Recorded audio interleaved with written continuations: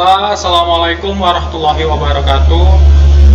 Saya Anugrah Pratama dari Prodi Rekayasa Sistem Komputer, NIM 1902010025. Baiklah, pada kesempatan video ini saya akan menjelaskan materi pertemuan dari pertemuan pertama hingga terakhir.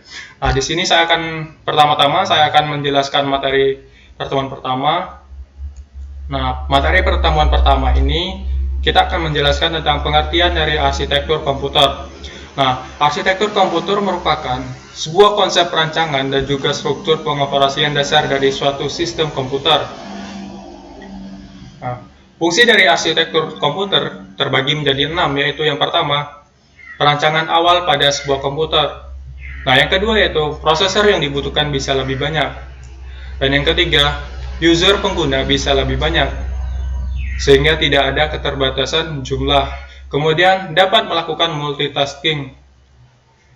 Yang kelima, memastikan komponen-komponen komputer dapat berjalan secara lancar. Dan yang terakhir yaitu memberikan gambaran aplikasi yang dibuat secara programmer. Nah, lanjut. Nah, pada arsitektur komputer terdapat jenis-jenis arsitektur. Nah, yang pertama yaitu komputer SISD. Nah, komputer SISD nanti akan dijelaskan pada materi selanjutnya. Di sini saya akan menyebutkan saja terlebih dahulu jenis-jenis arsitektur komputer. Yang kedua yaitu ada komputer SIMD, dan yang ketiga ada komputer MISD, dan yang terakhir adalah komputer MIMD.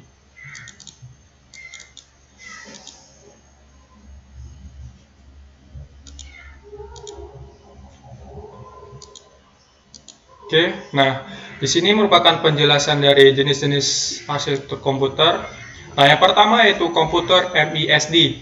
Nah, komputer MISD adalah kependekan dari Multi-Typal Introduction Single Data. Nah, yang mana arsitektur komputer ini merupakan salah satu jenis arsitektur komputer di mana fungsinya akan berfokus pada pengolahan data. Nah, perangkat ini berfungsi dalam melakukan eksekusi berbagai macam file ataupun dokumen dengan prosesor yang berbeda-beda. Komputer jenis ini tidak memiliki banyak perbedaan dengan komputer SISD jika dilihat dari segi strukturnya. Hanya saja mempunyai salah satu pembeda paling utama, yaitu dapat digunakan dengan prosesor dalam banyak jenis, sehingga Anda bisa menggunakannya lebih dari satu unit. Nah, yang kedua yaitu komputer SISD.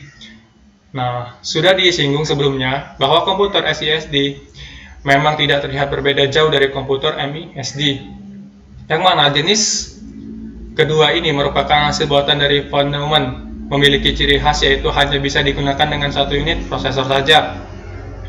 Komputer SISD sendiri merupakan pendekan dari Single Introduction Single. Nah, yang mana kepanjangan ini memang menunjukkan bahwa selama pengoperasian hanya menggunakan satu unit prosesor saja.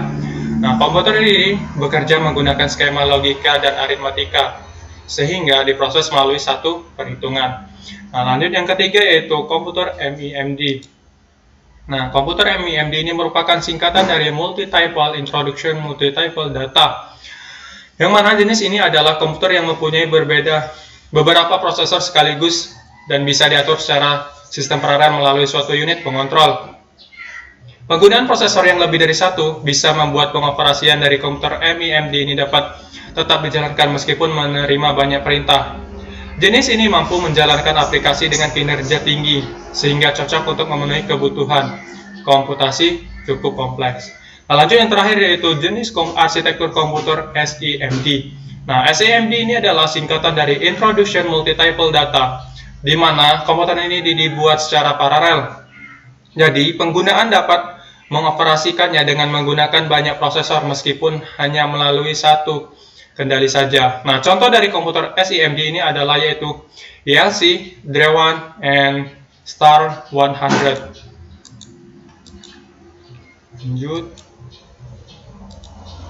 Nah, lanjut pada materi pertemuan selanjutnya yaitu masih sama.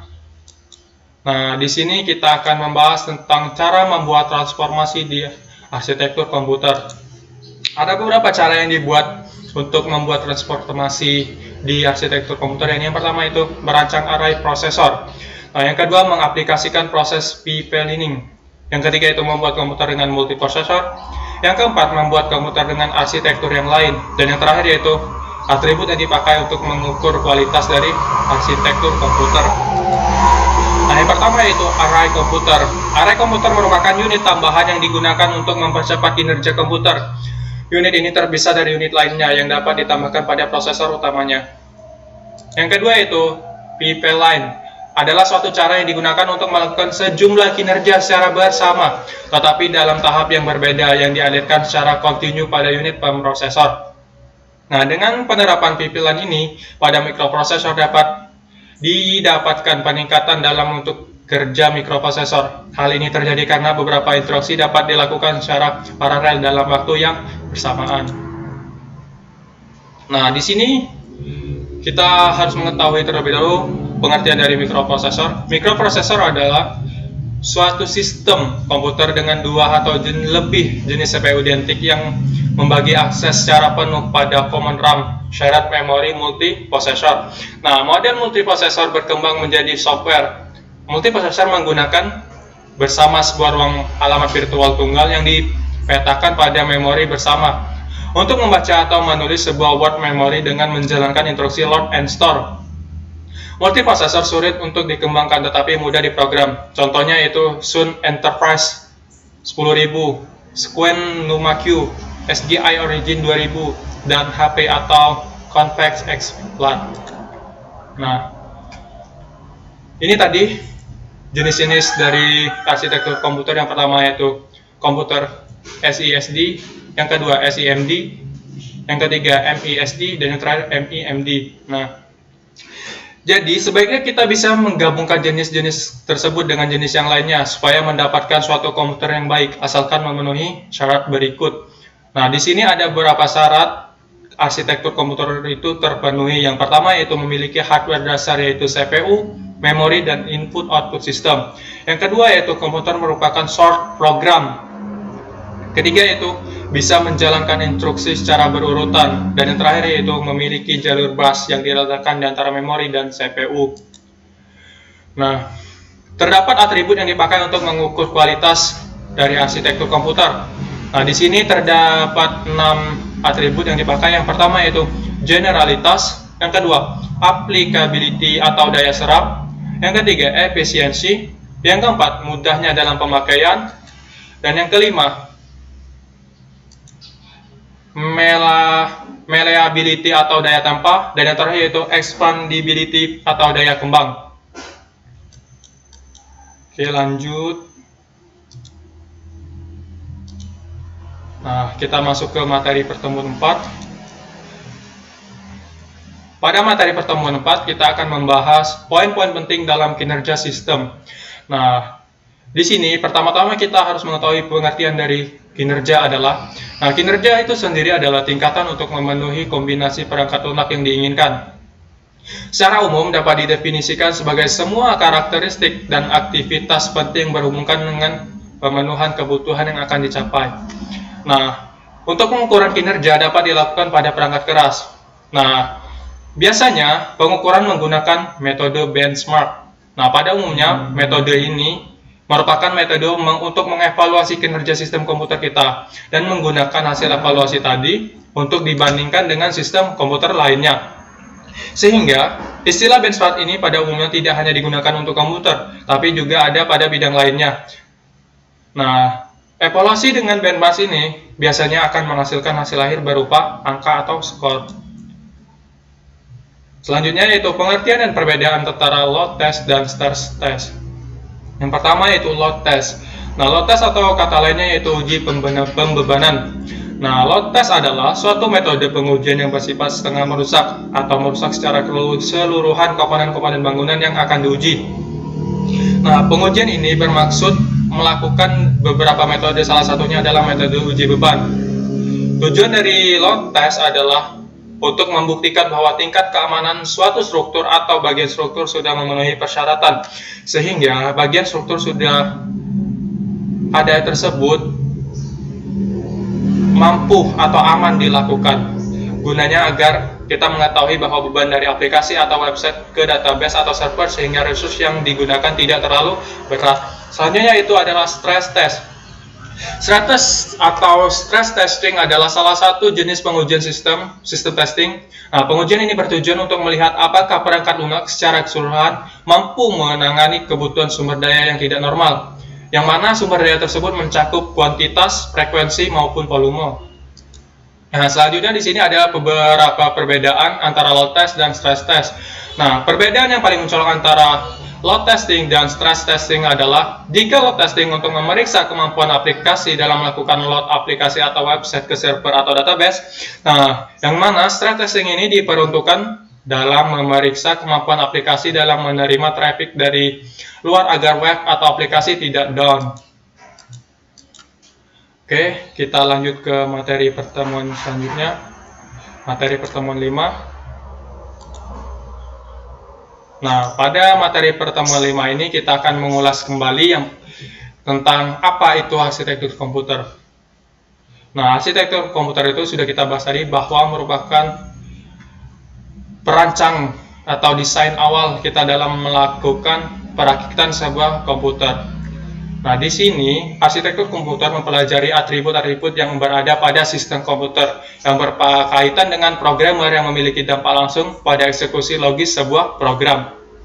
Contohnya di sini yaitu set instruksi, aritmatika yang dipakai, teknik pengamatan, mekanisme input dan output. Nah, ini pengertian dari arsitektur komputer merupakan konsep dari struktur pengoperasian dasar dan perancangan dari sebuah sistem komputer. Nah, arsitektur komputer ini kata lainnya merupakan sebuah rencana yang berada dalam bentuk cetak biru atau blueprint yang dideskripsikan dalam fungsional dari kebutuhan perangkat keras hardware yang didesain.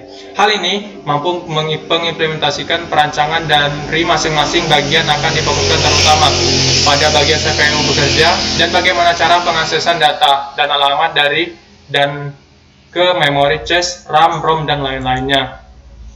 Nah, di sini ada beberapa fungsi dari arsitektur komputer. Yang pertama yaitu mempermudah untuk memperbaiki komputer. Yang kedua yaitu memperbanyak penggunaan prosesor. Terus yang ketiga yaitu memperbanyak user. Nah, di sini sudah dijelaskan tadi jenis-jenis dari arsitektur komputer ada 4 jenis yaitu MISD, MEMD, dan SIMD dan MSSD. Oke, lanjut. Untuk pertemuan yang ke-6 sampai dengan ke-10 itu kita akan membahas tentang sejarah komputer dan karakteristik komputer dari komputer generasi pertama hingga komputer generasi sampai sekarang.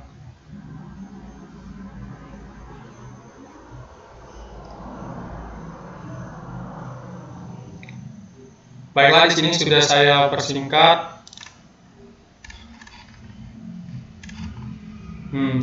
Nah, di sini kita mulai dengan sejarah komputer generasi pertama, yaitu menggunakan tabung vakum pada tahun 1946 sampai dengan 1959. Nah, di sini komputer generasi pertama ini memiliki ciri-ciri. Yang pertama yaitu memiliki hardware yang ukurannya lebih besar serta memerlukan ruang yang lebih luas. Nah, yang kedua yaitu instruksi operasi dibuat secara spesifik dan hanya dapat melakukan tugas tertentu. Nah, yang ketiga yaitu program hanya dapat dibuat memakai bahasa mesin. Belum ada bahasa yang seperti kita sekarang itu ada bahasa C, Java, dan lain-lainnya. Nah, yang keempat yaitu menggunakan silinder magnetik untuk menyimpan data. Kemudian yang kelima membutuhkan daya listrik yang sangat besar.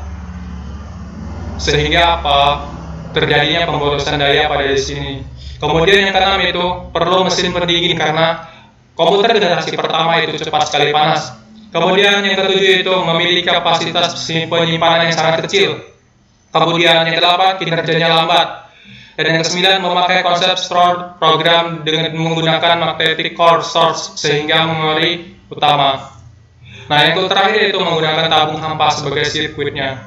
Nah, kemudian yang kedua itu sejarah komputer generasi kedua dari tahun 1959 sampai dengan 1965. Nah, yang mana komputer generasi kedua ini sudah menggunakan transistor. Nah, komputer generasi kedua ini memiliki ciri-ciri sebagai berikut. Yang pertama yaitu telah menggunakan operasi bahasa pemrograman tingkat tinggi, Fortran dan COBOL. Yang kedua itu kapasitas memori utama menggunakan magnetic core source. Yang ketiga, menggunakan simpanan eksternal seperti magnetic tape dan magnetic disk. Nah, yang keempat, mampu memproses secara real time dan juga real sharing. Nah, yang kelima, ukuran fisiknya jauh lebih kecil dibandingkan dengan komputer generasi pertama, sehingga ruang yang diperlukan bisa lebih minimalis. Nah, selanjutnya itu yang keenam, kinerjanya lebih cepat, sehingga mempermudah user dalam melakukan sharing atau mencari-cari informasi. Nah, daya listriknya lebih kecil, dan pada komputer generasi kedua ini lebih hemat daripada komputer generasi pertama. Nah, lanjut yang ketiga yaitu komputer generasi ketiga, yang mana sudah menggunakan IC atau Integrated Circuit. Nah, ciri-ciri dari komputer generasi ketiga yaitu yang pertama, listrik digunakan jauh lebih hemat daripada komputer generasi sebelumnya. Software digunakan lebih meningkat, harga kian terjangkau. Kemudian keempat, memori memiliki kapasitas yang lebih besar. Dan kecepatan menggunakan IC sehingga kinerja komputer lebih cepat. Kemudian yang keenam, memiliki kecepatan 10.000 kali lebih cepat dibandingkan komputer generasi pertama.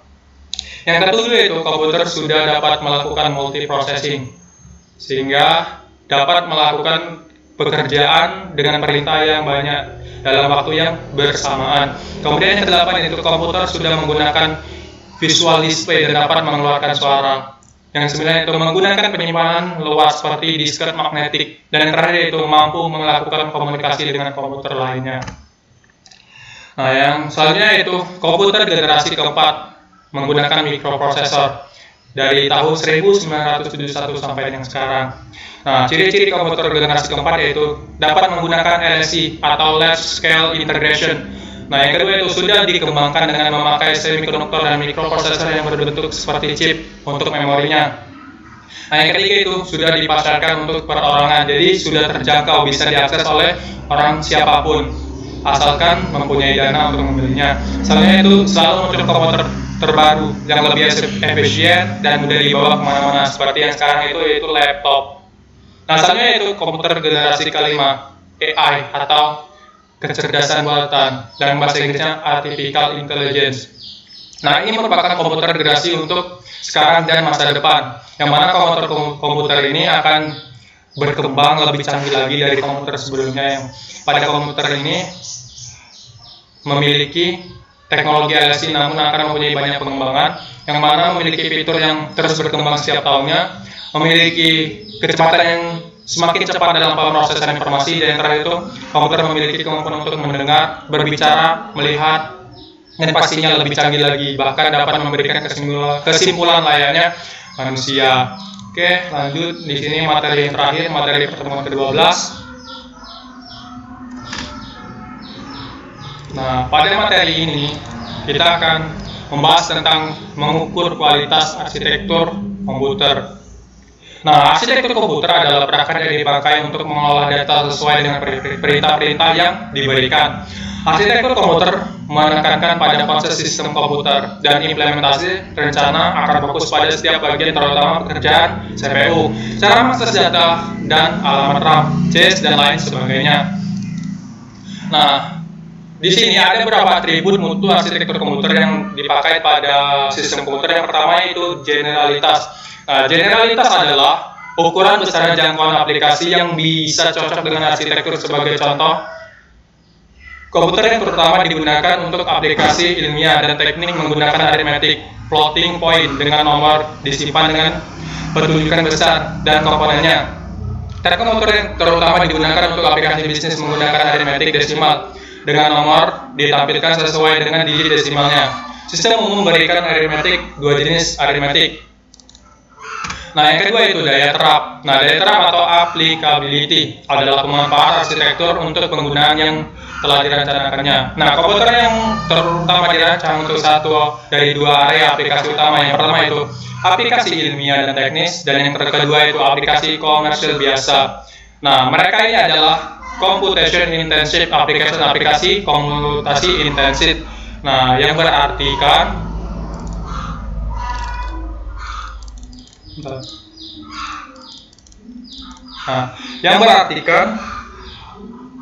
bahwa mereka mempunyai rasio operasi CPU ke memori dan operasi input-output yang jauh lebih tinggi daripada aplikasi lainnya. Nah, aplikasi komersial umumnya atau biasa adalah aplikasi yang didukung oleh pusat komputer biasa, menghimpun, compiling, menghitung, accounting, mengedit, penggunaan spreadsheet, dan word processing seperti yang ada pada komputer secara umumnya. Nah, yang ketiga yaitu efisiensi. Efisiensi adalah ukuran rata-rata jumlah hardware dalam komputer yang selalu sibuk selama penggunaan biasa. Nah, pada efisiensi ini memungkinkan terjadinya implementasi yang efisien. Perlu Anda catat bahwa ada pertentangan antara efisiensi dan generalitas. Karena turunnya harga komponen komputer, maka sekarang efisiensi tidak terlalu dipikirkan, seperti halnya pada awal pengembangan komputer. Nah, yang keempat yaitu kemudahan penggunaan. Nah, kemudahan penggunaan arsitektur adalah ukuran kesederhanaan bagi programmer sistem untuk mengembangkan atau membuat software arsitektur tersebut. Misalnya, sistem pengoperasiannya atau kompilernya. Kemudian penggunaan ini merupakan fungsi ICA dan berkaitan erat dengan generalitas. Nah, istilah yang mudah untuk digunakan ini ditentukan oleh sistem pengoperasian dan software yang ada, bukan arsitektur dasar. Nah, kita mengambil contoh dari beberapa komputer yang tidak mempunyai kemudahan penggunaan. Dengan perancang kompiler sulit mengimplementasikan beberapa bahasa pemrograman tingkat tinggi. Nah, yang kelima yaitu daya tempa atau malleability. Nah, 4 ukuran sebelumnya daya terap, generalitas, efisiensi, dan kemudahan penggunaan berlaku untuk arsitektur manapun. Nah, 2 ukuran yang terakhir, daya tempa dan daya kembang, umumnya berlaku untuk implementasi komputer dalam satu rumpun. Daya terap arsitektur adalah ukuran kemudahan bagi perancang untuk mengimplementasikan komputer yang mana mempunyai arsitektur itu dalam jangkauan yang luas. Lebih spesifiknya arsitekturnya, maka akan lebih sulit untuk membuat mesin yang berbeda.